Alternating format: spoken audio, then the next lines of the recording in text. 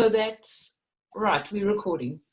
In terms of managing Zoom, you might find when you're not talking, it's easier for the call if you click on mute and keep yourself mute. So you'll see on the screen, for example, at the moment, Paras and Alex are muted and Sharon's just put on her mute. And then when you want to say something, just unmute yourself at that far left at the bottom. It cuts out the background noise and makes for a cleaner call.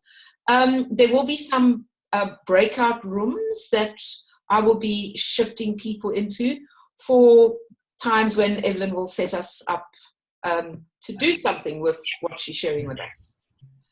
And that's it. It's over to you, Evelyne. Thank you. Thank you, Karen. So welcome everyone. So yeah, I feel at the same time I'm quite excited to be the first presenter, and at the same time a bit stressed because technology is not my passion, but I trust Karen that she will manage with me, and I also trust you that you will have some patience with me if it's not working so well. And I think the most important thing is that we are all willing to be like all together, even if we are all sitting in our own part of the world. So as Karen was saying, yes, in such short notice, I decided to present you some work I've done about the autonomy and the permission will. And so this is what I would like to share with you today. Before we start, I would really love to know more about you and what you expect from this session. And you can be frank. It's only like because you had to, like Karen, because she's hosting Zoom, that's fine. And if you have a special expectation from this webinar, please share it to start with, so I will make sure that I can either answer it or tell you to start with that I won't cover this, and so you won't be disappointed at the end of it. So if each of you would like to share your name, where you are, and what you want to say about yourself, and for what is your motivation to be joining in today. And if there's something you don't understand because English is not my mother tongue, please let me know. It's fine with me. I can either repeat or I can ask Karen to say for me. It's fine. I'm not going to be angry because you're telling me that you don't understand. Okay, so who would like to start?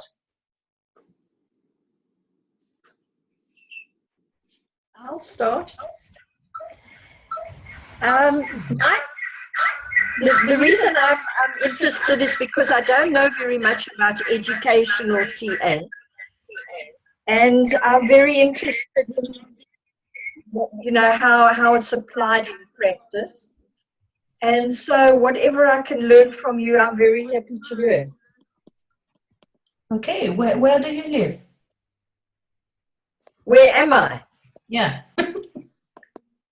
I'm in South Africa. My sound on my computer's not great, so I've actually got my cell phone where I can hear you, and I think I must put my earphones in so that I can hear you without it making a noise. So I'm going to just go and do that. I'm going to fetch them. It's okay, Sharon. Thank you. So what you're interested in is educational TA, and whatever I can propose, so it's going to be easy. If it's whatever I can propose, then it's going to be an easy contract. So thank you. Now she's gone. Anyway. Now I can hear you. Yeah.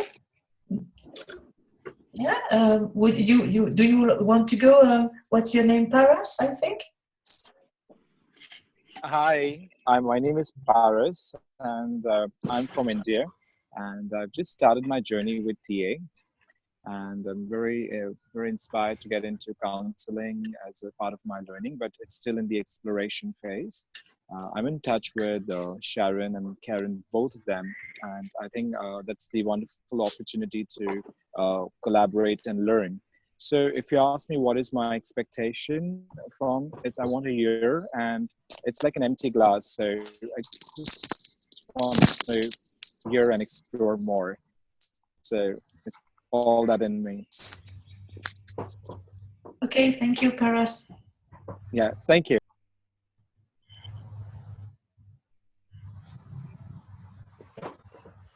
Natalie or Martin, are you ready? Hi, so I'm a lifeline counsellor at the moment, and I'm looking forward to starting the TA training, the counselling stream with Sharon, and just really excited about this discussion and looking forward to learning something new. So yeah. I'm keen just to learn anything new, interested in TA, so nice to also have contact with people around the world and what's going on elsewhere in the field. So, I don't have any expectations. I'll see what comes. Okay, great.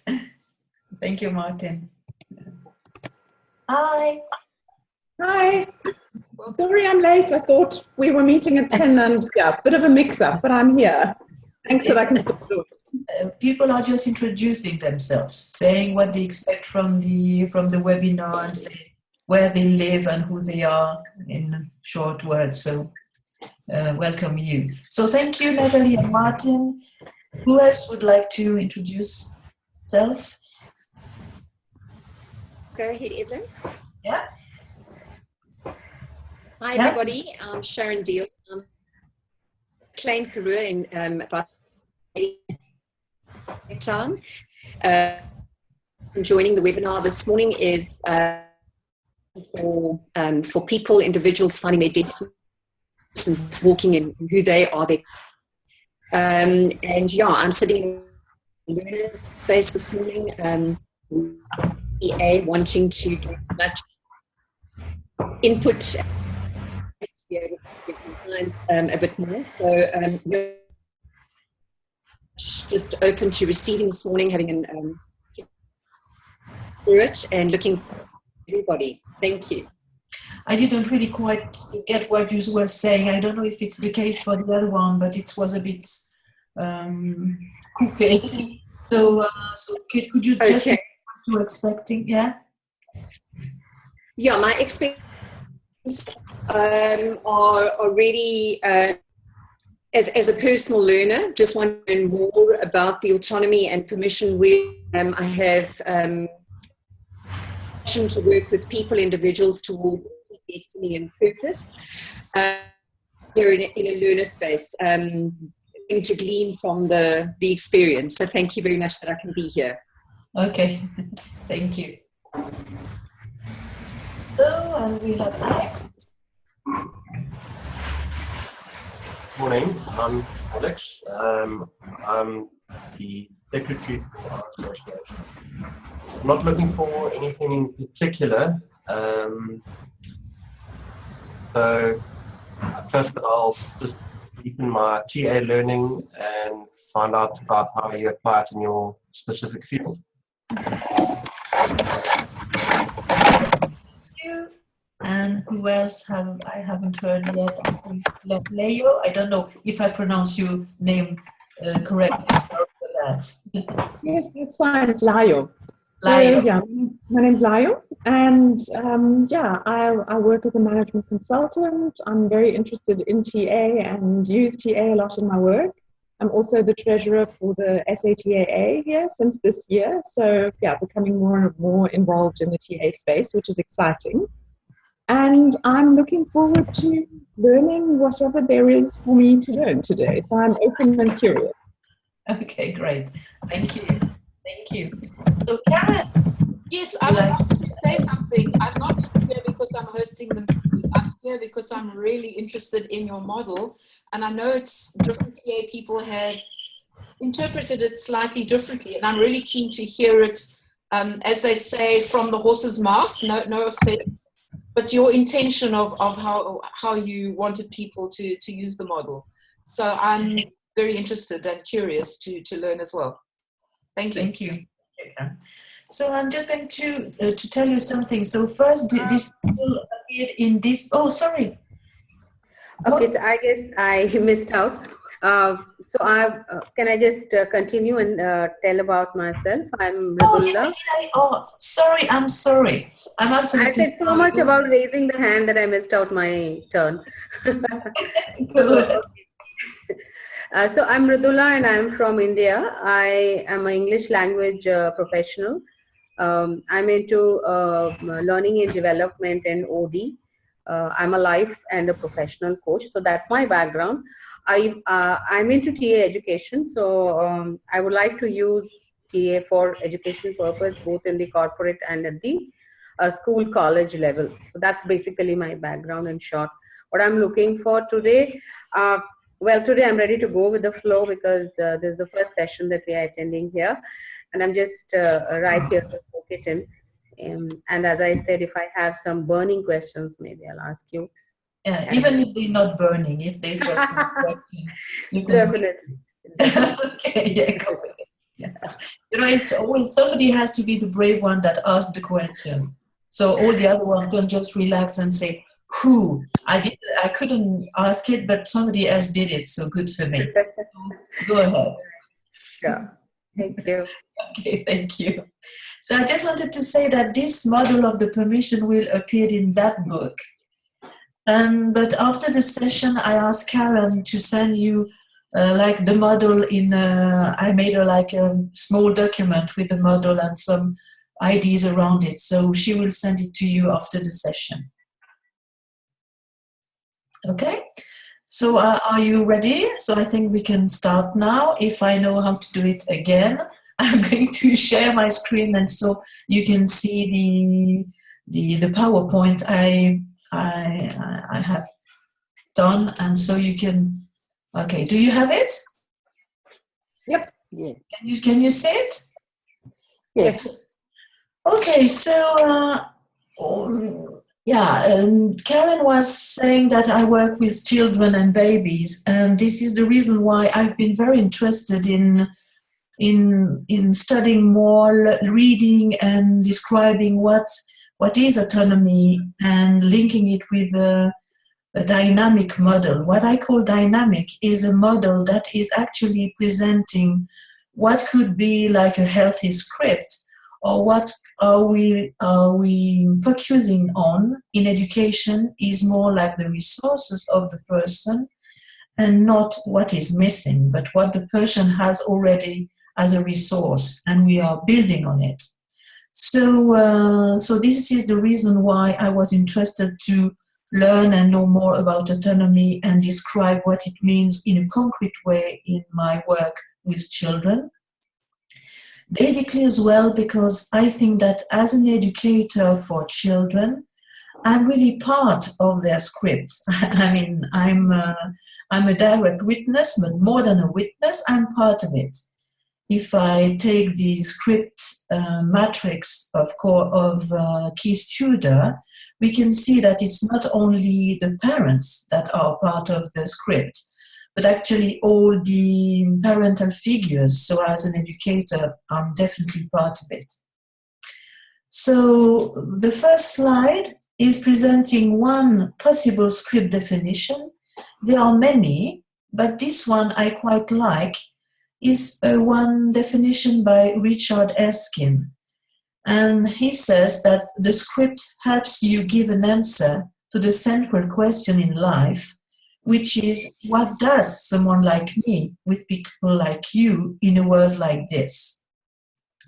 So I decided to take this definition because it's meaningful for what I'm going to present to you today, which is that at each moment in life, in any encounter I'm having or any learning experiences or work experience, then I will have this question coming to me: what I'm going to do, how am I going to react, what is going to be my point of view, or what is the position I'm going to take in this relationship.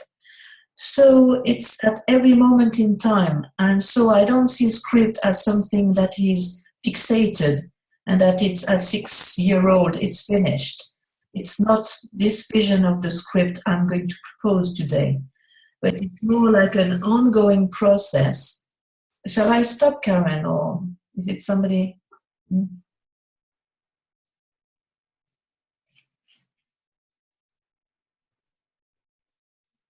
Okay. Shall I go on? Yeah, okay. So yeah, so then what I propose is to look at the script like an ongoing process and something that is going to change every moment in life. So this is where I'm going to go. And so if we go to the autonomy definition, why script and autonomy? Because actually it's like a tension, you see, like a continuum. For Byrne, autonomy is like as if it was the end of the therapy, or is really like the focus or the goal of transactional analysis would be like to promote autonomy for our clients and for ourselves. So just to remind us of what Byrne's definition was about autonomy, he just described autonomy as the release or recovery of three capacities, which are awareness, spontaneity, and intimacy. In fact, Byrne didn't have time to really develop these concepts. He just said this, but he didn't really develop it as much as he did with other concepts. We could maybe think it's a shame, and maybe we could think it's just like a very good opportunity for us to build on it and for us to develop what it means for each of us. And in everybody's field, what do we mean by awareness, spontaneity, and intimacy? Because it's a bit a mystery, or different people put different things behind these words. So for me, it was not enough, or I would say it in a different way. Now in TA, we are very interested in research. That means we are very interested to have evidence of our work. So I always say it's a bit difficult to have evidence of my work and to do research working with babies. So how can I actually have a proof of my work or on my interventions with babies? So I'm more interested to have like a model or a concept where I can think of my own intervention. And when I say I'm promoting autonomy for the children or for my clients, my question was, how do I know I'm doing it? And how can I actually say I'm doing it? What model do I have to say what I'm doing? So this is where I started thinking about I needed a model to describe what were my goals with the children and how I could, in a way, measure my interventions. So far, does somebody have a question? How are you doing? Fine? Okay. So I decided, or I read once a different definition of autonomy, and I've written it here. I think it's interesting because it's really linking TA philosophical basis with autonomy, actually without naming it really. But I think that when I read this definition, it's just what autonomy means for me. So this definition is that the capacity of human beings for interpersonal relationships, openness and intimacy, their right to self-determination and self-responsibility.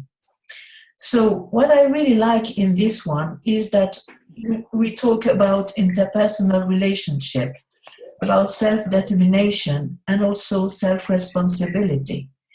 Because for me, in TA, you know, I've been really like finding TA very useful and very valuable. But there is a risk in the European society to see autonomy as something like really individual. As if autonomy has to do with me as an individual and me feeling free and me feeling out of my script so I have always felt that there's in a way a risk of being really individual-centered. Yeah? Sorry? I didn't understand.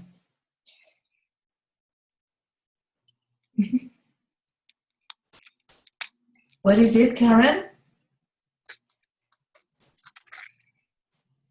Karen, I can't hear you.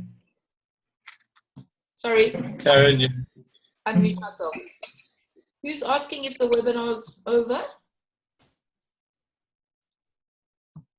I heard a voice asking, is the webinar over? But I don't see another person.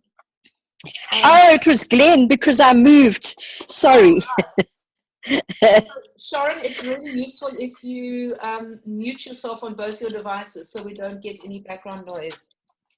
I can only mute myself on the computer. I can't do it on my cell phone, which is a bit of a problem because there's no sound on my computer. Oh, So I have to keep my cell phone on, otherwise I can't hear you at all. okay, so Glenn knows now that we're in the middle of some work and it'll all be quiet. Yeah. Okay, but no problem. I was just like wondering if somebody was asking a question. This was just my... Sorry, I beg your pardon. It's okay. It's okay. It's okay. No problem. I just wanted to check that it was not somebody wanting to ask. No, I've just shut him out of the room now. Okay. So, okay, sorry.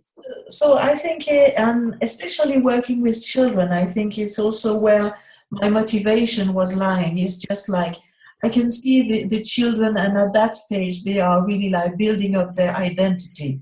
And of course then autonomy makes a lot of sense because they are like becoming aware that they are one person in a group. But at the same time, immediately what we want the children to be able to do is to be a social being at the same time and to be part of the group and be aware that they are not the only one in the group, but they are living in a group. And so I really also quite like the idea that autonomy has to do also with responsibility and responsibility to your community and to other person as well. So this is where I was coming from. And also when I am thinking about autonomy, once I was quite shocked because one of my trainee in her essay towards certification, she wrote something like, now that I'm autonomous. And it really scared me because I realized that for me, autonomy is not something that you can actually, it's not an outcome. It's not a final destination. It's really like an ongoing process, as script is actually. So I felt that there's something that missing so that we can also see autonomy as something that is dynamic and that is forever ongoing. It's a co-created phenomenon as well that is really like generated in the here and now circumstance and through different experiences and relationships. So when I heard her or I read her text, I felt like, oh, how on earth can somebody actually after the whole training think that for once and all is autonomous? Because this is not the way I feel. So I felt, okay, so it's something maybe I would like to write about. And also because of this question that I didn't actually wanted to push autonomy as something being only individual, I really like it to connect it to the idea of connection. And so autonomy would mean that if you are autonomous, or in the terms, even in Byrne's term, being autonomous would be able to connect to yourself, of course, but also to others and also to the world. So this was really my idea of connecting the permission with autonomy. I will explain later on when you have the model in front of your eyes. So that means that autonomy really means that you are aware that you are being part of something larger than yourself. You're not the center of the world, and it's more like a systemic ideas of being part of a system, and you are in a system. And as part of a system, you can impact the system, but you are also aware that you are impacted by it. So yeah, this is where I was like starting to add different vision on autonomy, maybe a bit different from Byrne. So maybe I will just stop for a few seconds and ask if somebody has a comment or a question on what I've said so far.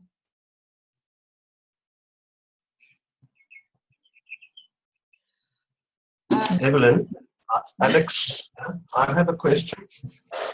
My intuition was that the statement like, now that I'm autonomous, can't be true. I'm wondering what it is that you saw was a problem with the statement. Okay, can you say it again? I saw it as a problem with the statement. Which one? The statement from one of your course members that they were now autonomous. Yeah. Okay, because it seemed as if it was finished. You know what I mean? It seems as if for once and all you can say that I'm autonomous. And it would mean that now you are free from your script, and that you are, you won't feel anymore your injunctions or your drivers, and that in any case you will be autonomous in any circumstance of your life. And for me, but it's really my position. It's as if we could actually say we are out of script, or we are free from script. And I don't see script like this. I see scripts really something as it's just like giving us some idea of how we're going to deal with the situation in our world. It's not necessarily only limiting. I mean, people need to have like a map. And so I felt that if you see like autonomy, like, okay, this is something I have now, and I saw it as a bit of risky, because it could also be for me a bit like a counter script. Then I can explain that it's as if I'm just doing the opposite of what I used to do, and I think it's autonomy, and I think it can't be like this. But it's also my view on ego states that brings me to say that, because I think it's interesting to see, like with the integrating adult. And if you read it with the integrating adult, then you will see it as anyway you're going to change, or you will have to change as it goes. So it's better to see it as something that is going to move and change, and not something as if now you have it. Yeah. Does it answer your question? It partly answers my question. Something that I'm still struggling with is, how do we recognize autonomy then? It's almost like an unattainable goal. Mm-hmm. And I think maybe that's a question that can't be answered. No, but I think it's a very interesting question. And maybe you will have part of the answer with the permission wheel. Because it's a way actually to draw or to see really like visually what could be, or what amount of autonomy you have in this moment in your life. Thank you. So maybe we can go back to your question later on. Thank you. And it would be very interesting to go back to your question. Thank you. So Evelyne, yeah. So you presented the statement saying that your student said, now that I am autonomous. I think it becomes a little more clearer maybe to us if you say, now that I'm autonomous, what else did she say? Or it was as if this statement was that she was saying, now I can't really remember, but it was as if she was saying not that I'm autonomous, I can do, it was just like, whatever, I will never go back in a game, or I will never, and for me it's really like, for me it's another illusion. I mean, I can't, for me I'm not describing autonomy as never playing games or never feeling a rubber band. I think it's really like grandiosity to say that, but it is my point of view, and I'm really ready. You're not sharing it. Yes, so I'm kind of reading that it's like saying, now that I am autonomous, I have reached a state of absoluteness, and therefore from there I can never fall. Yeah. Okay. Thank you. You're welcome. Okay, so if and to also to remember Burns saying about permission. For Burns, the permission transaction was really a very important concept to get out of script. So I decided to look at permission and what it actually meant. And so Jim Allen, wrote a lot about permission. And what he says, and I think it's really important to remember, is that the permission is verbal and non-verbal messages that lead to the powerful decisions which make our lives rich and meaningful. Just to remind you, on the first script matrix made by Claude Steiner, there are no permission. Drivers, program, and injunctions. So they were looking at really what was problems and what was explaining how these people were not living an easy life, let's say. And so when they added the permission message on the script matrix, it was already another way to look at the script, feeling that permission are also messages that will, in a way, balance the other message that are more like prohibitive. I also like this definition because we then can focus also on the nonverbal messages, which are very, very important. You know very well that in the communication theory, nonverbal is much more important than actually the words. So it's important that we keep this in mind, that the permission that we are offering to others can also and mainly is delivered by our nonverbal behavior. So it hasn't to do sometimes about the words we are telling the others, but more about our behaviors or our nonverbal attitudes. And so I think, and basically working with children and babies, this is absolutely important and paramount, because the children will read my nonverbal messages much more than what they will understand from what I say. So this is something that is also very important for me. I think it's important for children, but not only. I think it's important for everyone to remember that what we are conveying to the other one is also a lot of time is going through the nonverbal as well. So the role of permission in TA is the liberation from script. This is what the authors are saying. It's also an opening up from limiting decisions. It's the presentation of something as possible and achievable. And I would really like to stop on this for a while.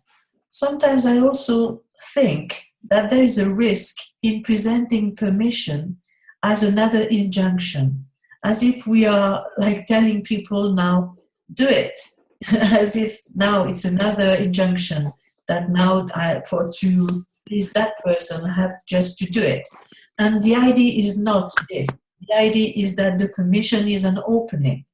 It's really like presenting something as possible and achievable, but it's not presenting as something that the other one has to do. Otherwise, it's not an opening. It's another driver or another injunction. So I just wanted to stop on that. So it really has to do with me trusting the other one that at one point he will try, he will see it as something possible, that he will try for himself, but not as something that he has to do. And I also added the last one because Alan, again, wrote a lot about permission and resilience. And for him, he was connecting permission offering and permission giving or permission developing as a process very important in the resilience of somebody. And again, I think it's important, and it's important for me working in education, because in education, what I'm going to do is, of course, I'm going to focus on giving, offering permission to the children so that they will avoid building up very negative or limiting script. But not only, sometimes I already see children or teenagers that have decided or that have made decisions that are sometimes not so positive for them. And so the offering permission has to do with building up resilience. When I say that, is that because there's a clear line between therapy and education, but it doesn't mean that in education we cannot work on the script of the person, but we are doing it in a certain way through the adult ego states and through, again, this permission giving, which has not to do with me saying it to the other one, but me building up a context and a learning environment where the learners will understand or will feel in himself that he can try, that he has a right to be here and do things that maybe he's not doing in another place. And resilience has to do with how I look at him in a positive and trusting way, or say it in terms in a plus position. So sometimes it's not only preventing the script, it has to do also about bringing resilience through the messages and through the context and the environment.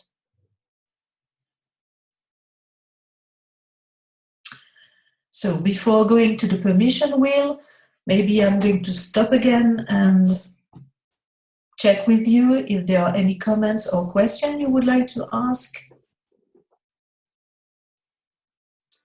Yes, a comment and a question maybe.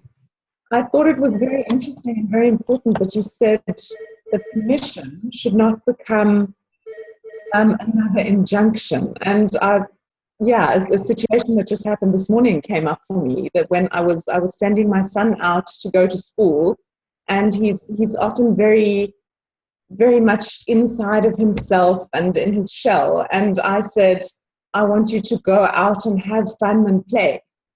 And maybe that was exactly that, though. So it's sort of saying, now I want you to do this. And it's very difficult, I think, to keep that balance of when is it what, and how do you build that, the self-confidence and the resilience without pushing the child or the person into another scripty thing. Yeah. First, I want to tell you that relax. An injunction is not coming because you say it once, yeah. because you repeat it and repeat and repeat it, Yeah. or something like which is a situation that is really like traumatic. Then it is so relax. You are doing fine. I don't want you to feel guilty at the end of this webinar. This is not the purpose. But what I would say is, for me, it's also very interesting. So thank you for your question. Yeah. That usually children are more like learning from what we are doing and not what we are telling them. You know what I mean? Yeah. So what we are modeling is often much more powerful than what we are telling them. Mm-hmm. So it's also another question or another thing that is important for me is that actually children will look at us and say, how is she doing it? Yeah. She's telling me this, but herself, how she's doing it? What does that actually mean? So this is one part of the answer.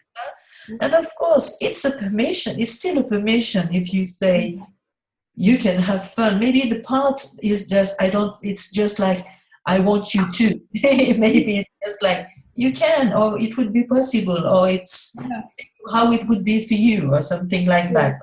Like starting with something open, but at the same time, it's also the intention is also interesting. Yes. Yeah, it's very interesting thoughts. Thank you.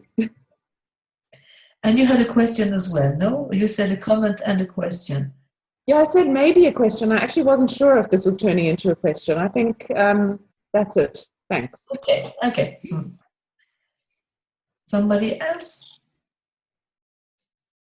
I had an interesting experience being in an all-day conference institute with Keith Tudor and Graham Summers, talking about co-creative TA, and it was really seeing this in action. There was a trainee who was feeling insecure about her move towards her exam, and not once did they say it's okay to believe in yourself or words to that effect. But by the end of the day, she had taken her own permissions by how they and us as the group had been with her. And I mean, one practical thing I noticed is that they stroked her contributions and bounced their own thinking of what she'd said. And that seemed much more powerful than a parent to child, you know, you're all right, believe in yourself, you can do it, which was very interesting for me, that I keep in mind when I work with people. Yes, this is exactly what I mean. Thank you, Karen.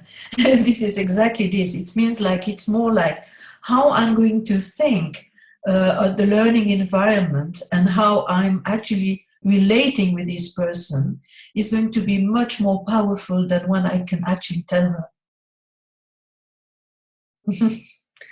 And with children, maybe sometimes it's different because it's still the parent-child would be, you know what I mean, part of the parenting process. But for me, going back to Layo, what she was saying has to do with maybe this thing she's telling her child could be in addition to what she's modeling, how she herself can have fun when she goes out and see her friends, or stroking when the child comes back and say, oh, I had fun today because I did this and that. So getting strokes a bit about this would be as powerful as telling the child, I would say.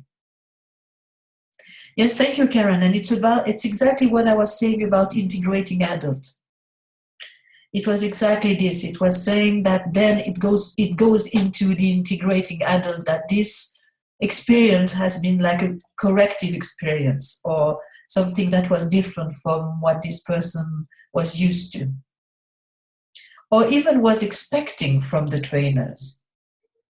And if we go back to another concept, it would be like if we are moving to like a symbiotic relationship, to autonomous relationship, which means that instead of expecting from the other one to give me this, it's going to be like more not, you know what I mean? It's not going to be like a symbiotic invitation. I can actually say at the end of the workshop, do you think I'm ready to go? Which would be very different from expecting the trainers to encourage me during the whole training day. Does it make sense? Absolutely, and I'm thinking that sometimes feels initially for people maybe uncomfortable when the response is different from what the stereotype is or the culture says it must be, and that's that uncomfortableness or the disorienting dilemma that Mesereau speaks about in learning. And as educators, we allow and hold that and don't try and make it better and comfortable and expectable. No. Yeah. I mean, we think it's part of the process. Yeah, absolutely. Okay, thank you. So I suggest that we move to the permission wheel.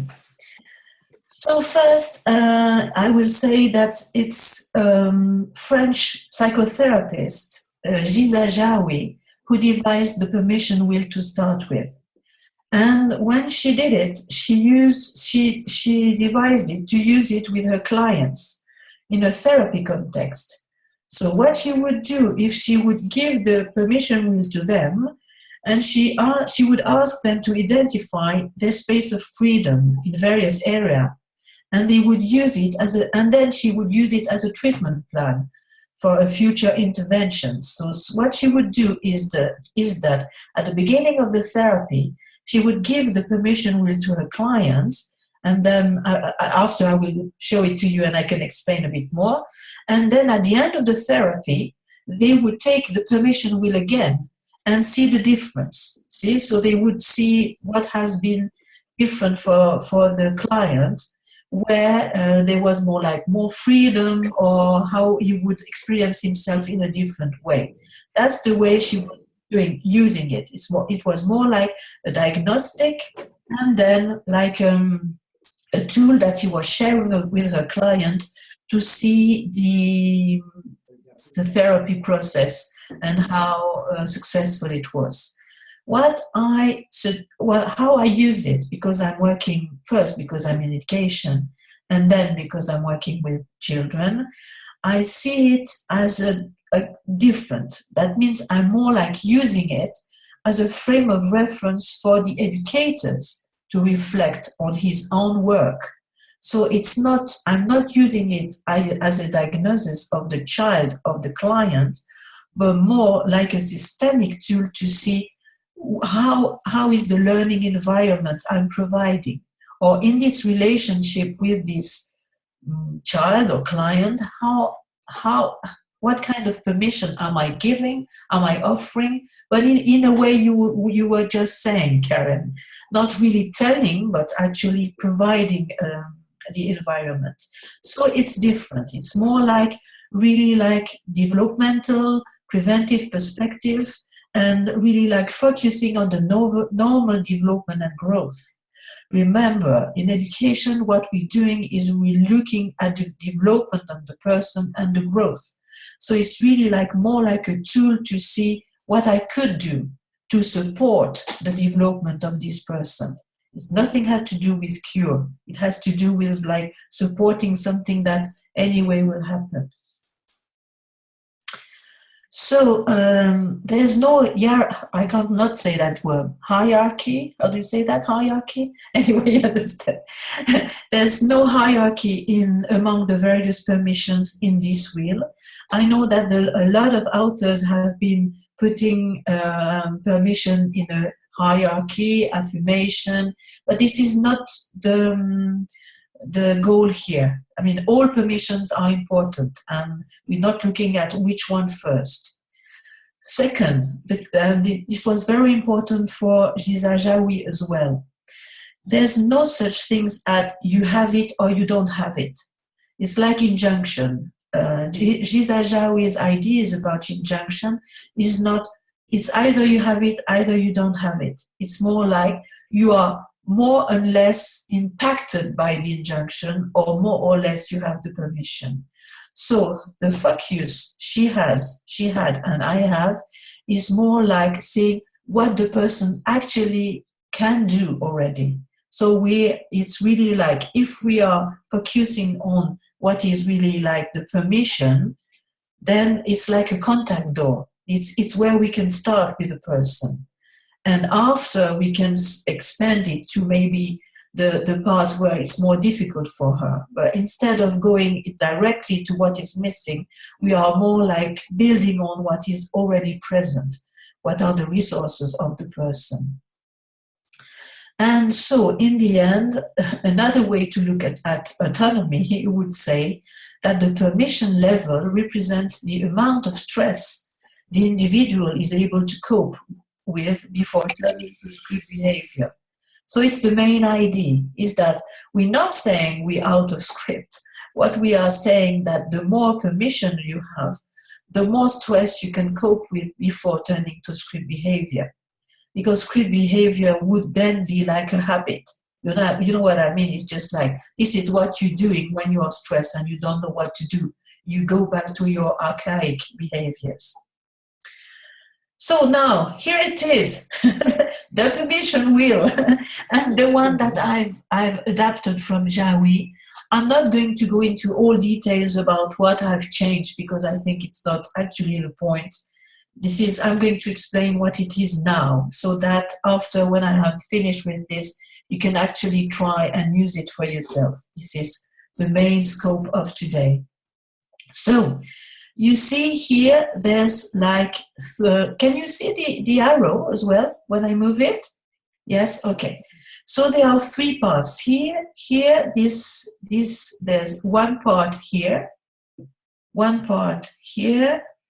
and the third one is here. So, and this goes back to the idea of awareness, spontaneity, and intimacy. And it also connects to the idea of being connected to myself here, connected to others here, and connected to the world here. So the idea is that here in the middle of the wheel, if we would just like, because in fact the idea is that we can just say, okay, this is something that the person actually can do, or this is actually the permission I'm giving. So we start from the center of the circle and we would move and say, okay, this is this space of freedom, this is the further I can go, and then here I need to stop. Or really like here, I know I feel very, the permission, I have it, and I feel very free to do it. So in fact, we're starting from the middle. Here would be like, this is something I cannot do, and this is something I can really do. This is really like my space of freedom. So what we're doing is that we have all the permission that are around the circle, and they are put into these parts because they belong, or they can belong, but you can change them if you want or if you need. It means that we believe that, I believe that these permissions are in direct connection to the idea of, for example, being connected to others. If I take them, it would be like to be important, to belong, to be close, to trust, to be your age. So if I look at this permission, it would mean that if this person have or feel allowed to have this or to behave in such a ways, it would just then nurture intimacy, or it would mean that this person can easily connect to others, or this is like something that is quite open to her.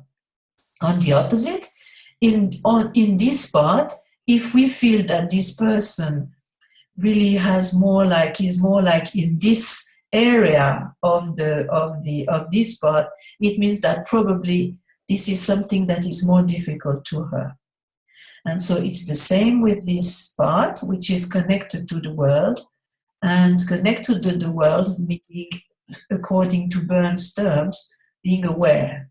So being open to what's happening in the here and now.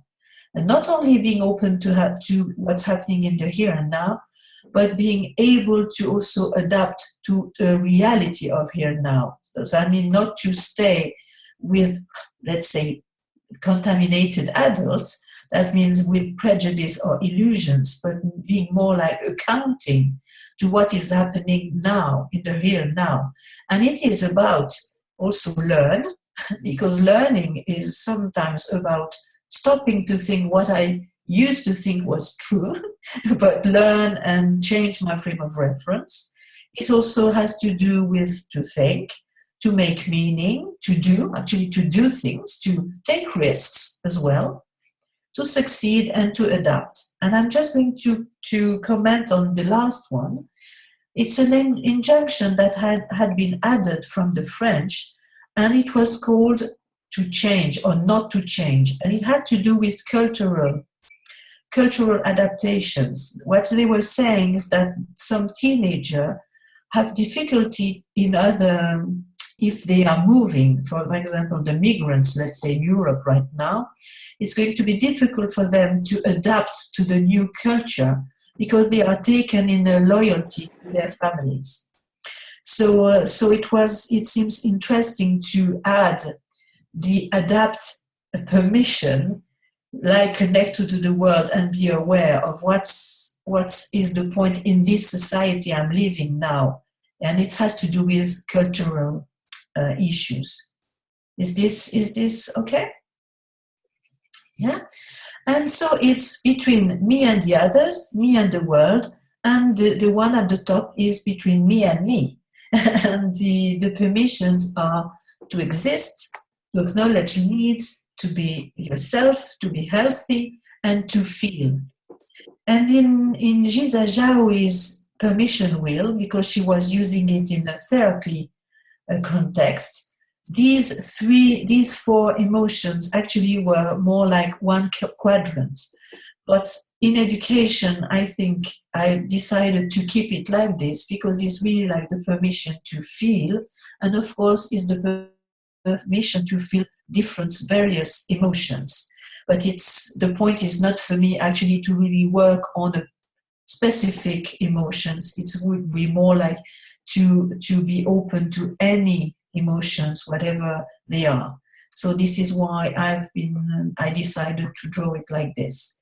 So this is the permission as it stands now for the educational context. And so maybe it's important that you ask questions now, because next to that you will be asked to do an exercise. So it's just the right time to ask if you feel like, oh my goodness, I didn't understand anything. It's just the right moment to ask. Yes? Yeah. So Evelyne, can I start? You want to ask a question? That's right, yeah. Okay, so I see this to be a very powerful tool that can be used, the concept here. My question is, are we going to use this tool as educators or as teachers for self? That is for self. You mean for myself as a teacher? So yeah, so I as a teacher, I will use this for myself. How do I use it for my students also? This is the exercise we're going to do just next to that. Okay, fine. All right. Yeah. Somebody else? Yeah. Can you hear me? Yeah. Okay. I want to know if there's a difference between the center of the circle and the outside. Yes, there is. Okay, I didn't understand that. Okay. It's as if you are standing on the center of the circle and you are looking at how far you feel you have this permission. And then that means that if you are going to the outside of the circle, then that means you would be more spontaneous, or we could say this like that. Or can somebody else explain it maybe in better English so it's understandable? I understand now. Okay. So it's really like moving from the circle to the outside of the circle, and the more you are standing here, that means you are more like being spontaneous in these situations. Okay? Right. I have a question. Okay. Yeah. And that is, why is to be your age sorted into connected to others and intimacy? I just wondered about that. Why is it there? Yeah, I like your question. I like your question. Because for me it is in relation to the other one that I'm behaving my age or not. Okay. Previously, in the first wheel, it was like, or the first injunction permission is to grow or to be a child. If you remember. Mm-hmm.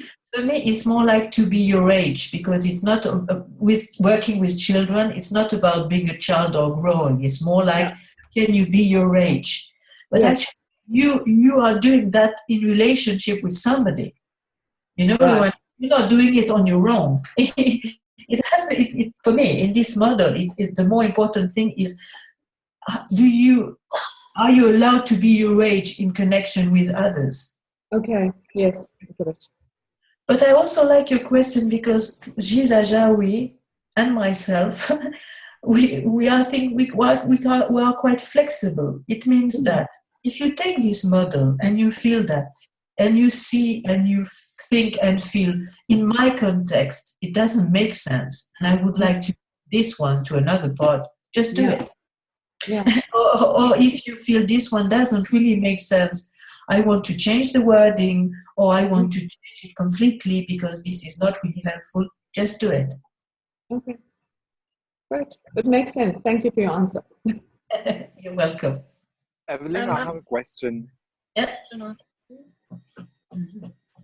Yes, Paras?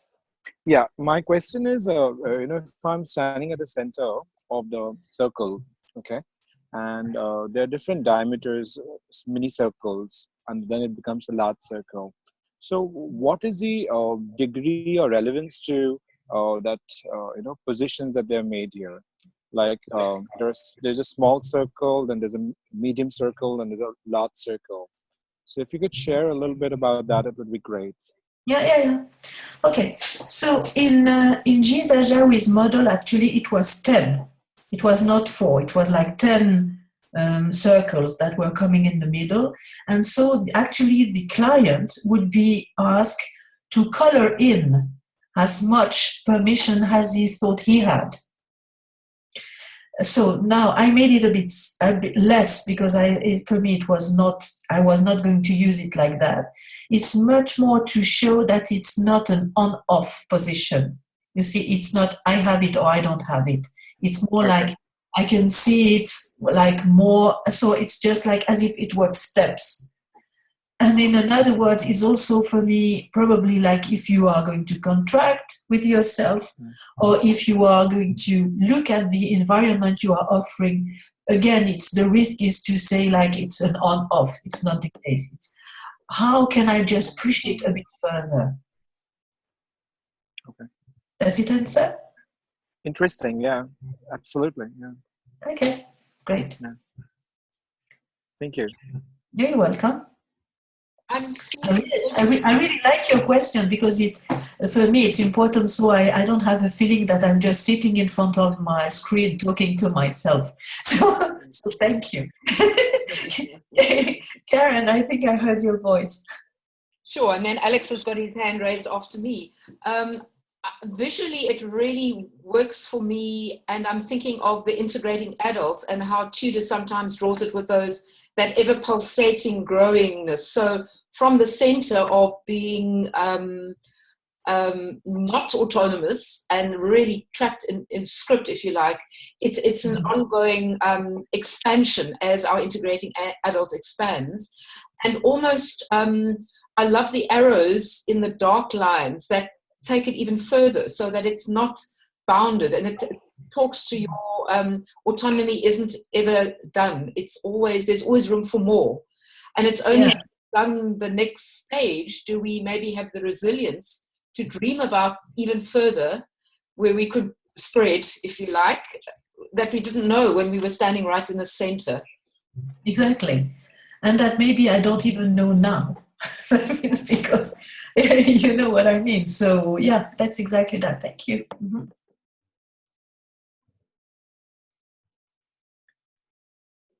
Alex, you had your hand up, I noticed. I don't know if it shows on Evelyne's screen. No. Go for it, Alex. I think you might be muted because we're not hearing you. Alex, would you like to have a go?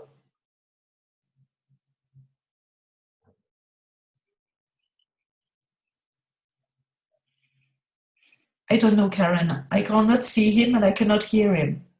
Alex, we can't hear you. We can't Just to hear let you know. That's your mark. Maybe you need to lower your hand before you can talk? I don't think so. No. Okay. Maybe your microphone's unmuted, but we now. I did. Oh, cool. Okay. Alex. No, we can't hear you. Can I just ask a question whilst he sorts his mic out? Exactly. Okay. Please go. Hello?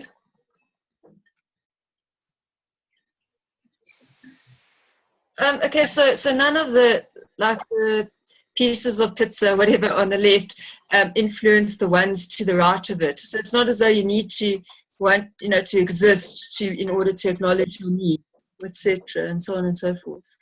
Mm-hmm. Of course, they are going to be linked. I mean, it's really like a systemic. So I mean, of course, everything is connected always.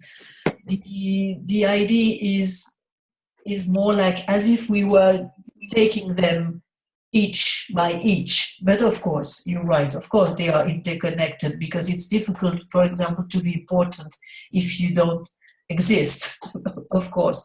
But the idea is like is if we could look at one at each time and see how I could just like offer something so that this person has the feeling that she's existing in this group, for example, if she has a place. Okay, so And even before being important, can she be here?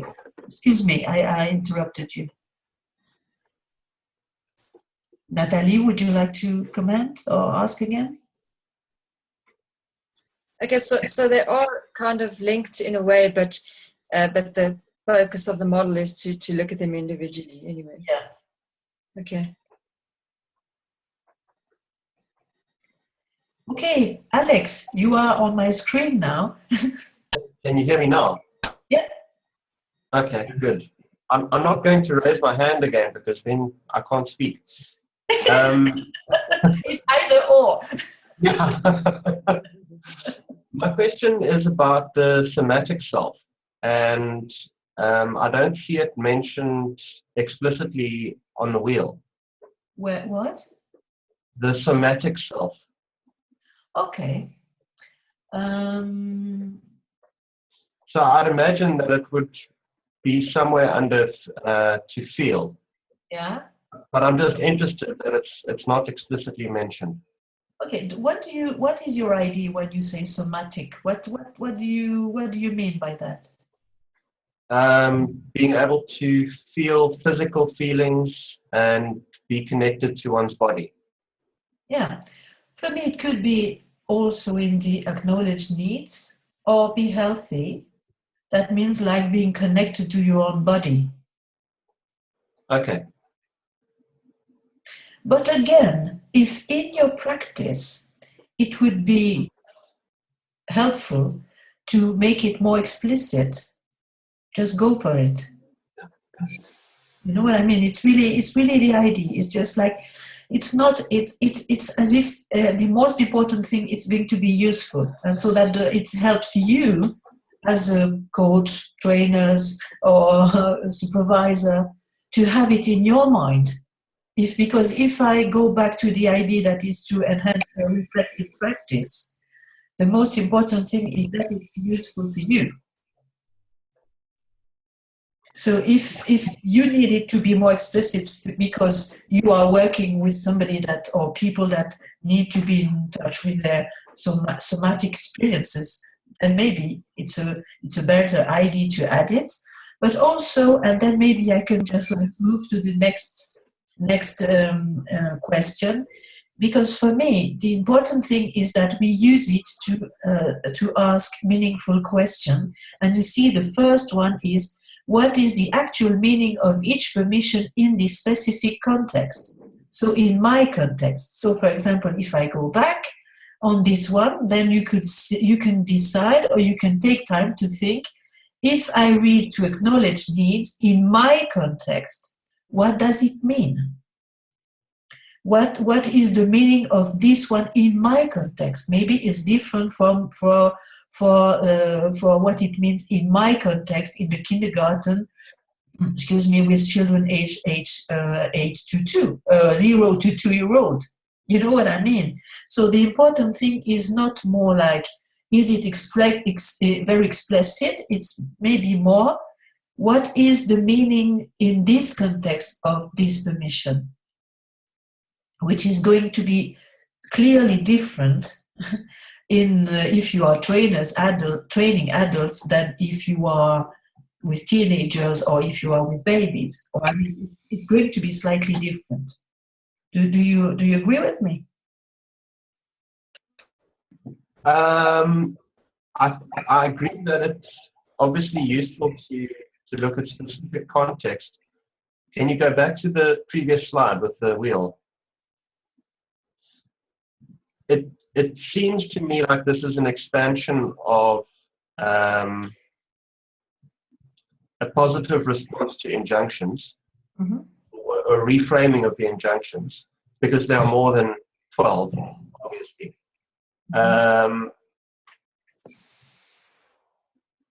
And I was just interested that because there seems to be more detail here than there is if one just looks at the 12 injunctions, that the physical self isn't explicitly mentioned.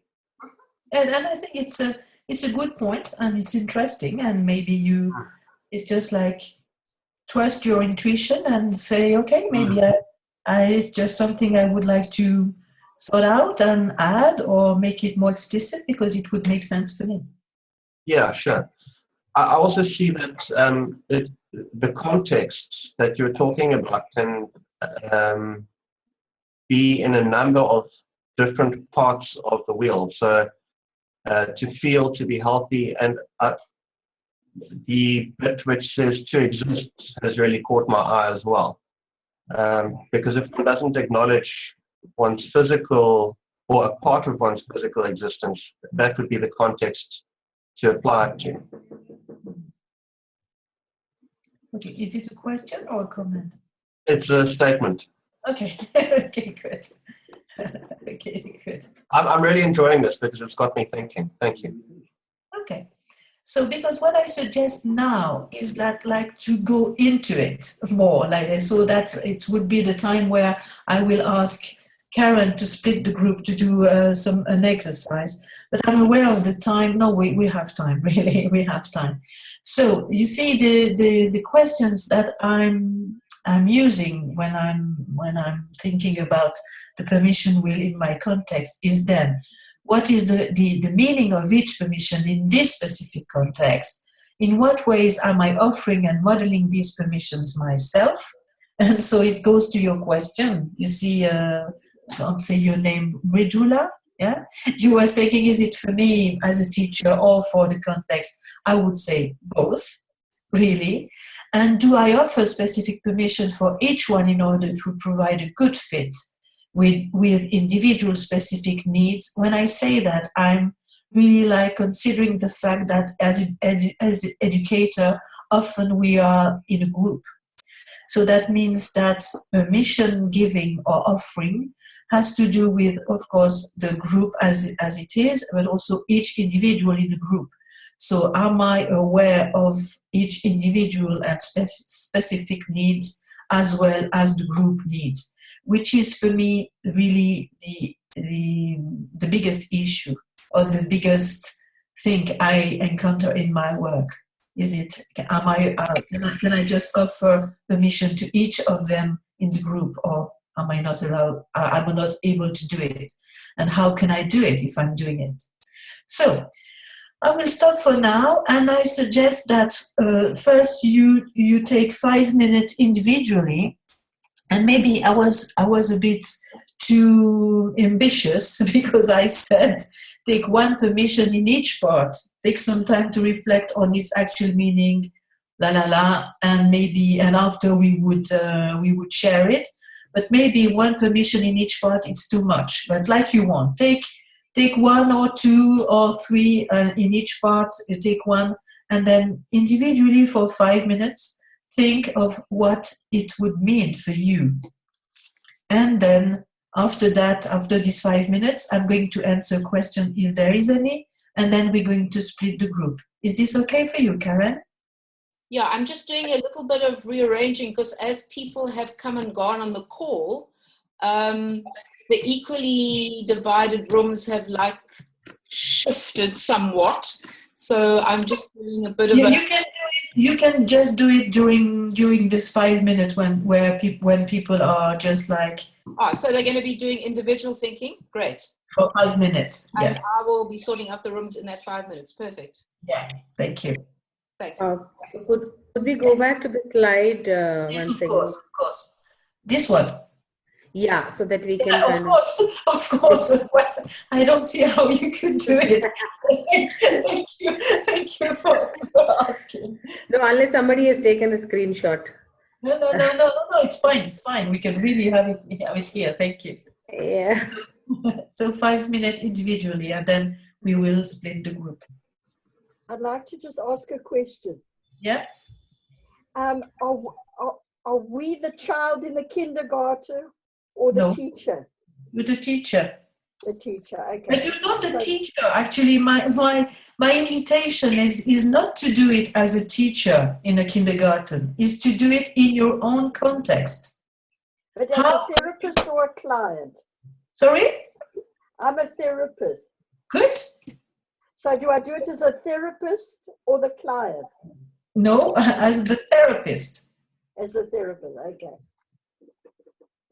Okay.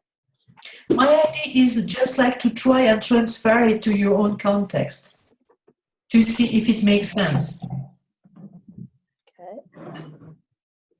Evelyne, may I please have a look at the task page one more time? Yeah.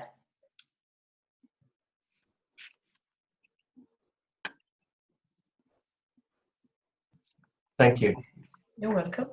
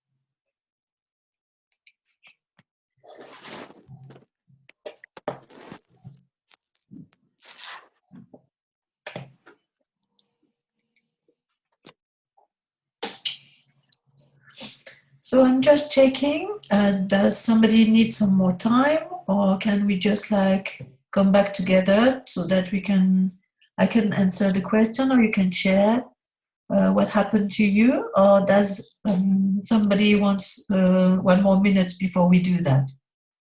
Yeah, so Evelyne, what I've done is I've just picked up one line item from each sector. Yeah. And I've actually taken a particular situation and put down my thoughts on that. Yeah. Is that, am I in sync? Sorry? I said, am I in sync? I mean... Yeah. It's exactly the point. So is there a question that appeared to you, or something that you realized that was not clear? Because now that you have tried to transfer it to some situation, does it make sense? Does you have a question or something that have appeared to you, or that you would like to share with us? Yeah, definitely. I would like to share once you're done with the... And once you say that it's done, the exercise is done, and we are open to discussion. Okay. So does somebody need more time, or can we just share now? Okay, I think we can go ahead. So you'd like to share with us, Mirjula? Yeah, so may I? I've taken the different aspects, and from that I have my context is that of a coach and supervisee, which happens to be a more recent context for me, and therefore I've taken that. When I picked up spontaneity, and I picked up to be yourself. So in the context of being a coach, I find that I've not yet, achieved that complete. I don't feel that I've achieved that complete level of. I've given myself permission to be myself fully. For the simple reason that at points of time I feel I may not fit into the image of a coach as created by my master trainer, and I feel that that's the way to go for me. A little more work to be done on that. Okay. When it comes to intimacy, vis-a-vis others, the permission to be important. So I find I'm very hesitant over there at times, and I somehow feel that well, is it really the right thing to do, or do I need to kind of underplay myself at times, or if I kind of appear more important, or I have the right, I present myself as being important, how will it impact the relationship? So it's very so that's a new thing that I've found for myself. And lastly, to succeed vis-a-vis the world. So how do I understand what is success for me? And how do I mean, if I perceive something as success, do I present it to the world as success, or how will the world perceive me? I think these are three things that I wanted to kind of share. Okay, thank you. I'm just going to build on what you just said. So you see, well, you've been using this for you as a coach, and this is really interesting way to do it. And then you could also use it, say, in the relationship with my coachee, during the session, what am I doing, or how am I organizing the session so that my coachee feel that he can be himself, that he can be important, that he can succeed. You see, because this is exactly the point. It is for oneself. This was your question, right? And it can also be like, if I move and if I put myself in a meta perspective, this is how I call it, and a reflective practice. So then it's not going to be only about me and how am I doing this, but also, and what am I actually doing so that the other one can feel that he can do it, or that something is possible or achievable. And it has to do with how I ask the questions, how I am welcoming him, how am I splitting the session, or I don't know what. So it's really like going into a very concrete thing. So if I'm going to take an example with my 2-year-old grandson yesterday, I was thinking about this webinar, and I was thinking, okay, it's 2-year-old. In which way am I offering the permission to be important? And I think it's just basically to take, so that he could take his time. You know what I mean? Not hurrying him, saying, no, now it's enough, move, go, walk quickly, we are in a hurry. But it's just like, so that he had time to look at the river, to take a snowball, to throw it in the river 1, 2, 3, 4 times if he wanted. For me, this was offering the permission to be important as well. So you see, so it's really also to see it from a higher perspective and see how am I promoting it or not. Because I think it's really in these little things that we are doing and saying that we are conveying the permission or not. Correct. And it makes a lot of sense actually to me. Okay, good. Any question about the model, about the exercise? Otherwise, what I suggest at that is that you share in groups, if there are a group anymore, because I can't see people. And so that it's more helpful if you then do it in groups so that you can all talk. But I just wanted to check if just working on the model, there was a question when you are feeling, no, I cannot do it because I didn't understand the model. If it's not the case, then I suggest we split the group. Evelyne, I have another question here. Yeah. Here it could not just be a particular role, it could be various roles that I'm playing in my life.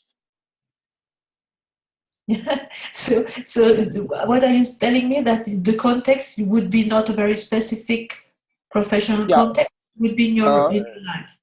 Yeah, because the moment I saw this whole wheel, a lot of things just popped up. So it was not just being a particular role. I could, when I was listening to Mridula's example, the sharings, and for me, it was more at a different spaces. It was just not being just a coach or a trainer or something, or counselor. And of course, for me, it's just like, the important thing is that you try the model and you try to make meaning of it. And for me, it doesn't matter. It was just like to get you going. But of course, but it is quite very impactful. It's like it stays in you. Something is staying. Something is inside going on. I don't know. Like it's a different space. Yeah. Okay, great. So what I suggest we do is you share in group, and then if so, we will have time when after the group to just like, so that I can still answer the question and comment on what you have discovered before we leave. Is that okay with you? Absolutely, yeah, absolutely. Evelyne, how long shall I let the groups run for? Okay, so now we have to stop at 10, right? Mm-hmm. Okay, so if it's okay if I stop at 10 and then we just take 2 or 3 minutes after 10 to just like say goodbye? Sure. So we could have like 7 minutes. 7 minutes, okay. So I allocated people into breakout rooms there. Evelyne, you're alone in a room, so you can do what you need to do. And I'm going to join one of the rooms as the presenter once they've started. There are 3 of you per room. Have fun. Here I'm going to open the rooms. You'll find yourself on a screen just with 2 other people. Yeah. Thank you.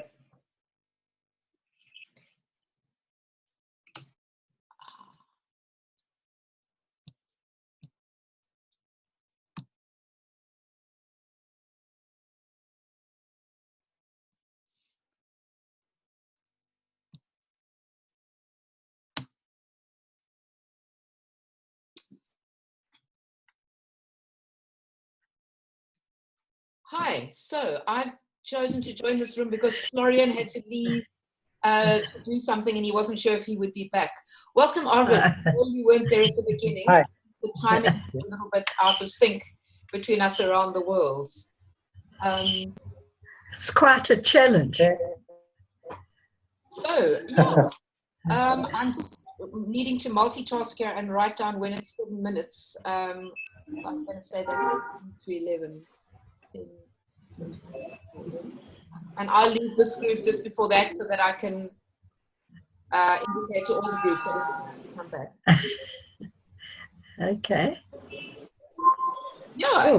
Any thoughts of what? Well, I can. Sorry. I'm happy to share what came up for me. Mm. Shall I go through the three aspects? Yeah. Okay. Well, the first one, it was to be myself, and I was thinking about that in the context of therapy, and how to be fully myself in a therapeutic context, so that I can be present without necessarily sharing my private thoughts, and really just be authentic in terms of responding to the client, responding to the situation, responding to whatever is. Oh, there's some noise coming in from somewhere. Responding to whatever's going on in the situation in my own authentic way.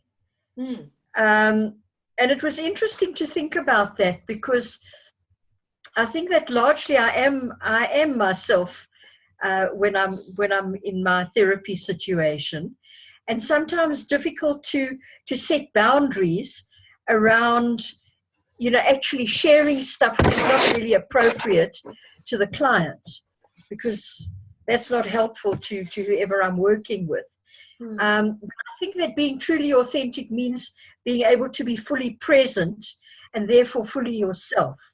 So that was what came up for me around that. And then the flip side, what she's asking us to do is, how do we invite that in our clients to be them? How do you invite your client to be fully his or herself?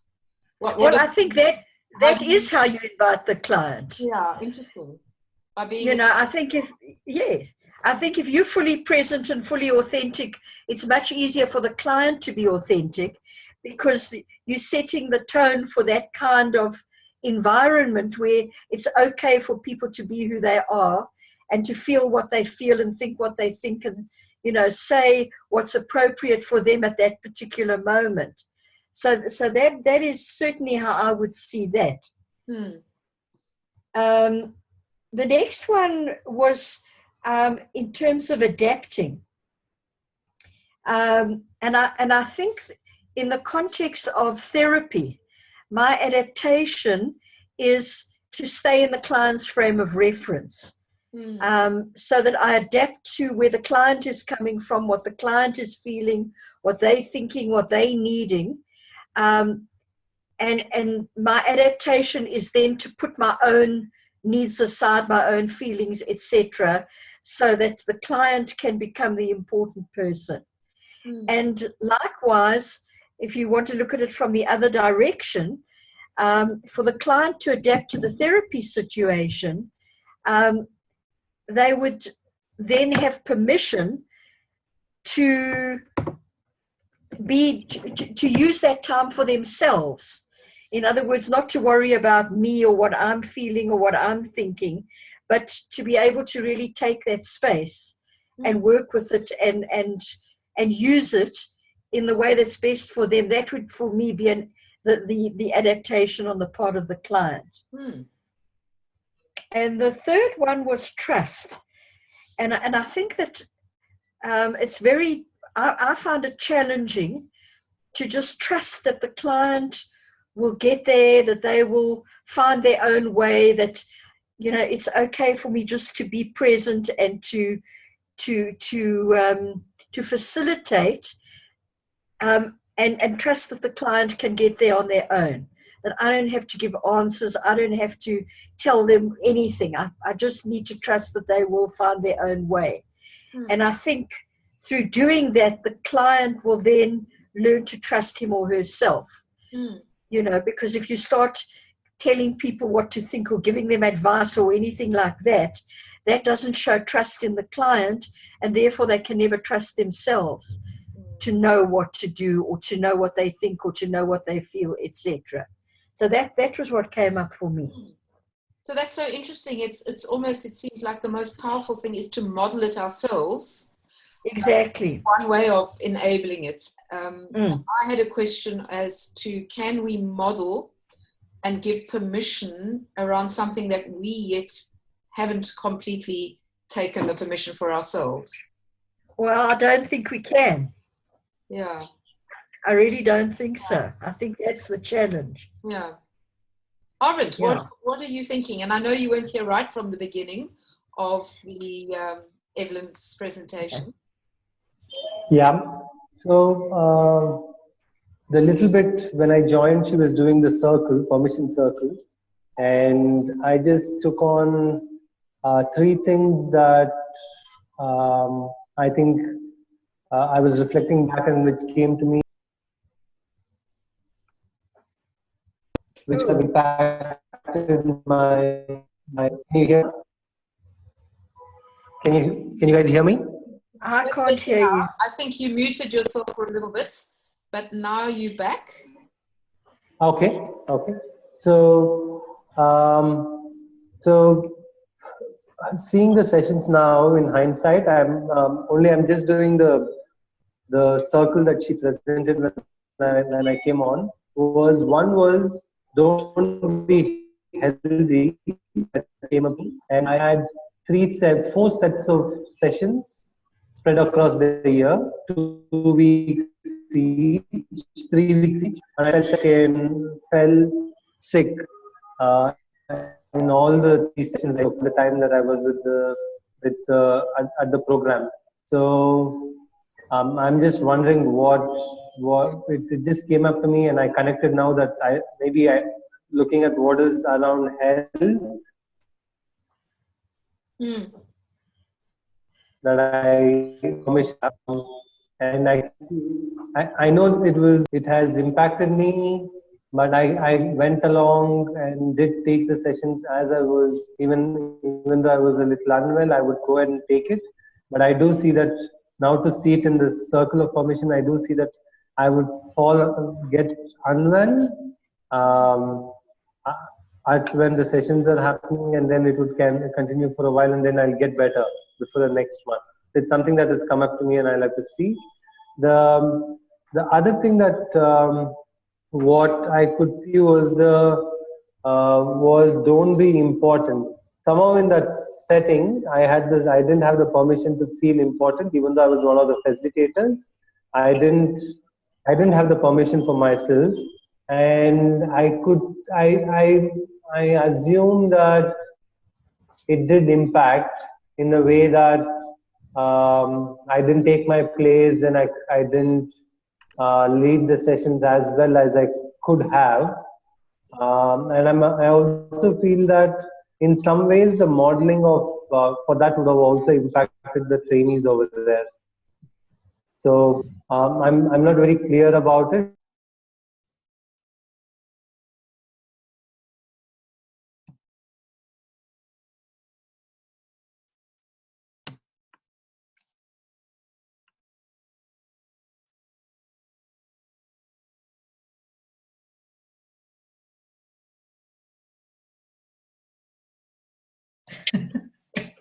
Hello, Karen. Hello. I've just pushed close in 60 seconds. Yeah. It was a bit of multitasking to join in the discussion and then just take myself out. Yeah. I think the timing, Irina has just joined, one of the Romanian people. So okay. Our timing. Oh, hello, Evelyne. Hey, it's nice to see you. Nice to see you. Yeah. I've heard that I'm late. Yeah, I don't know what happened. I think the timing was not so clear. No. But you know what? We recorded the session. Mm-hmm. So you can have it. You can send it to me, or how can I have it? We will probably put it on our South African TA Association websites, Irina. But I will email people as to how they can get the recording. Thank you very much. I knew it was at 11, but... I don't know. I mean, there was something about the timing. For me, it was suddenly 8 in Switzerland, and I was also surprised. We have to learn to deal with this timing. Yes, But anyway, it's very good that you are joining anyway, representative of Romania. with Indian and South African and being in Switzerland, I think it's very exciting. And sorry that you have missed us, but anyway, you can finish with us, and so you can hear about the next webinars to come. Yes. So it's for you. And anyway, I will come back in Romania next September. So I've heard. I've already registered. So okay, so thank you. I'm looking forward to see you. Okay, so but anyway, so good. So now we just like finish the exercise, and people will come back from there. Karen has split the group. You know, it's really magical, magical technology. So the group are back, and now we are going to share what they have just like discovered in the group. So what happened? So is there maybe of course you're not going to tell us everything you discussed in the group, but what emerged from the discussion is just what would be interesting for all of us, I think. So Martin and Natalie, you were together, of course, and who else was with you? We had Alex and Dr. Paras, briefly Rena and Johan. Okay. Is there anything that you find would be interesting for the whole group to know about what you discussed? I think that it was interesting how everyone could relate the wheel to themselves in terms of the development that they have already done and what they still need to develop further, as well as also different contexts. Some of us it was family, some it was work, and how we had different strengths in different contexts as well. Yeah, okay. But what you're telling is that it was easier to first relate it to yourself. Yes. Yeah. Okay, thank you. Very interesting. Thank you very much. Mm-hmm. Another group? Sharon or Debbie or? Okay. I was with Karen and I can't remember his name. What was his name, Karen? Arvind. Yeah. Okay. Yes. Arvind. Sorry.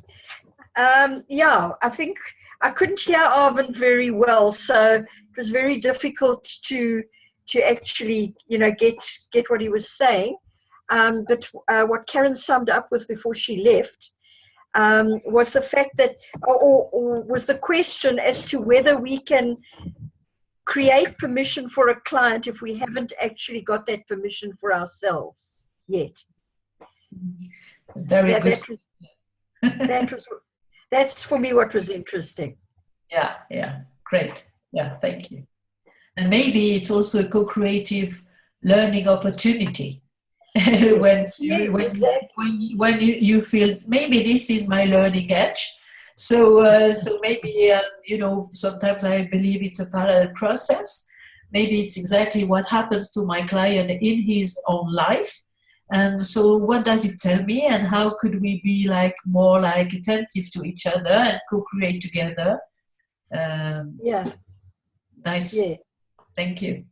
Thank you. And so was there another group, Karen? Because I really lost track about how many, and so I must tell you that I just don't know. I can't hear you, Karen. Lio and Sharon Deal and Mrujula were in a group. Okay. Another group. Yeah, so I've spoken a lot. So Sharon or Lio could actually bring in the gist of our group discussion. So Lio or Debbie, was it? Sharon. Would you like to share? Where are they? Sharon, you're unmuted. Are you ready to roll? Yeah. It was very interesting. Thank you, Karen, firstly, because I think you paired us all off really well. I'm not quite sure what the other breakouts looked like, but we had a great discussion between the three of us, and there was quite a lot of like-mindedness around the coaching aspect, which was great because we could sort of delve into more the coaching space around the permission wheel. We certainly discussed the self first and what it meant to ourselves, and how we were able to sort of break that into our own realms. There was quite interesting discussion around, I personally took it into my emotional intelligence space of working with the authentic model of think, feel, do, taking the one specifically that spoke to me. And it was just interesting feedback that came from the two, and I can't even think of all of the things that you said. We had such deep discussion, so maybe the other two can add to it, because I don't want to miss out their gems. But starting with self, going to others, and the depth of what the wheel can bring, just in terms of the permission to be those things, but also the things that are holding us back from giving those permissions, the assumptions that are coming up around that. There was a lot of depth, and I think quite excitement around what the wheel can bring for us, and where it can take the connectedness within that space. I'm going to hand over to Leo. Okay, and I think you summed that up very well, Sharon. It felt like we discussed a lot in that short space of time. And one thing that really stuck for me was what we also discussed in the big group earlier, about really taking it on and starting with ourselves, because it's so important to model all these permissions and taking these permissions to ourselves before we can actually, help others with them. And that sort of goes with what the earlier group said as well. So I think we all seem to be quite in sync. Yeah, thank you. Thank you very much. And it's really a learning for me, because I've been using this model for such a long time that maybe the risk is that I'm in a hurry, that you can use it as a meta perspective, and going back to that is really like going back to yourself and go and start with this, which is really fine, and I really love your answers. And what I will add to that is that after a while, when you are used to it, then for me it's really something very useful for a practitioner or a professional to actually be able to name what he's doing with his clients. You see, because working with children is quite invisible what you're doing. You see, it's just as if, okay, you are parenting them, and what else? It's just like what everybody would do anyway. So it's just like giving value to what you are doing, your interventions, your transactions to the children, because behind that you have another perspective, which is like offering permission, or giving time to think, or giving, so it's really also my idea is that after you can also talk yourself as a practitioner, because it's just give value to what you are doing. That could be just like more like seems just like normal otherwise.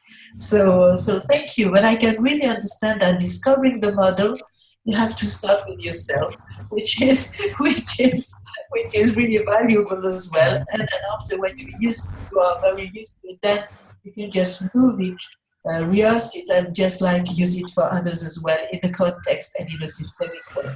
So thank you for your feedback. It was very valuable for me as well, and very creative indeed. So I realized as well, because we took some time to start with the technology, and we actually didn't really start before like 15 to past 10, then maybe it's a bit of a rush at the end of this webinar. I don't want to be rushing too much. So what I need to do now is, I'm just going to share my screen again. You don't have the screen yet. No, okay, so today, you have it, right? Yeah. Yep. Yes. Yeah. So we were in a group of 4, and what I just wanted to add before we leave is just like to remind us that the mission is in a bigger system again. So it goes with the 3 Ps, and protection is as important as permission, otherwise it doesn't work. So that means that if I'm like offering permission, it has to go with the protection as well. Otherwise, it's not working. And the potency is like the result you see in this model. It's as if I can connect to my potency potential is the same, right? So I can connect and develop my potential, but it's as if it was just his basis was very secure and very solid, and then I could just like develop this in the end. So I just wanted to remind you of this, and yeah, I wanted to finish. Wish you a nice day, whatever means for you. That just like a nice day for me would just be sitting and think about the webinar, or just going and kiss my child, or and have my client. Now it doesn't matter for me. I just want to tell you that it has been a pleasure meeting you. I think despite the technology, I had a feeling that I was connected with you. So that we have been able to co-create a bit.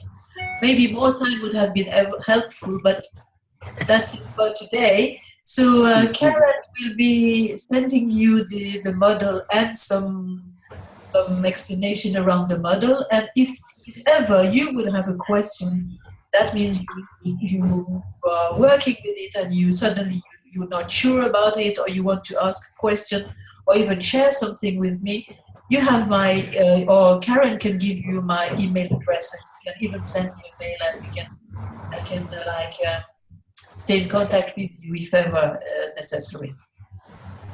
Great. Thank you. Thanks so much. Thank you. Thank you. On behalf of everybody, thank you so much for jumping in and going with the technology and stimulating such interesting thoughts. I've got all sorts of new ideas that I want to work with that have come out of this. To flag up to everybody else, keep looking at the SATAA website. We're in the process of people for next year taking slots. So we've got Gloria Noriega. She's a psychotherapy trainer from Mexico City, who's going to be doing the webinar in February. We've got Giles Barrow. He's an educator from the UK in March, and then lots more who, in the moment, as we speak, probably looking at a doodle and choosing their month and their time. So it's going to be a monthly event. It's going to be free for SATA members. It's one of the perks of membership. Non-members will pay a small fee to be part of it. And last comment is, if you look on the website, there are 2 more places left on the next workshop, the TA Toolkit for Coaches, the 25th and 26th of November. And SATA users I think Sharon. There's a really big discount of 25% if you're an SATA member. So last 2 places, check it out on the website. But thank you everyone. You'll meet again. Yeah. Okay, so thank you, Karen, for inviting me. It's been a pleasure. And so maybe I will see you in some part of the world one day, because TA community sometimes just brings us together. This is what I also like about TA. It's just like you are just like in contact with people that are just like you would never have believed that you would meet them. So thank you all of you, and take care. And okay, see you another day, maybe. Great. Thank you. Thanks everyone. Thank you. Bye. Bye. Bye-bye. Bye-bye.